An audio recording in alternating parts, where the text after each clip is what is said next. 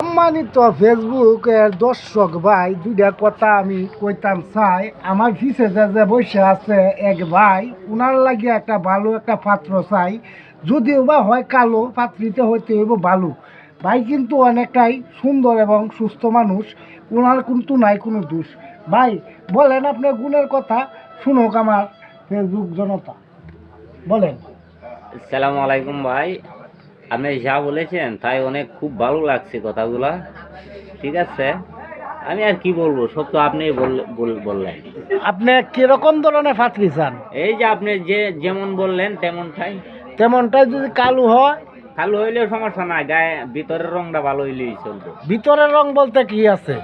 আছে ভিতরে আপনার অনেক কিছু আছে, মেয়েদের কাছে মনে করেন অনেক কিছুই আছে, তাদের কোনো কিছু অভাব নাই। যেমন যেমন মনে করেন অনেক কিছু আত্মনীতিক হিসাব আছে ওদের ভিতরে। এটা কি ভিতরের রং যে বলছেন, এটা কি কোন রঙের কথা বলছেন? একটা আছে মনের রং, আর একটা হলো দিলের রং, আর একটা হলো কলিজার রং। কোন রঙের কথা বলছেন এটা একটু আমার দর্শক বাইরে একটু বুঝায় বলেন। মনের রং আর দিলের রং যে বললেন, হ্যাঁ, মনের মাঝে তিনটা রং আছে, বুঝছেন? আছে।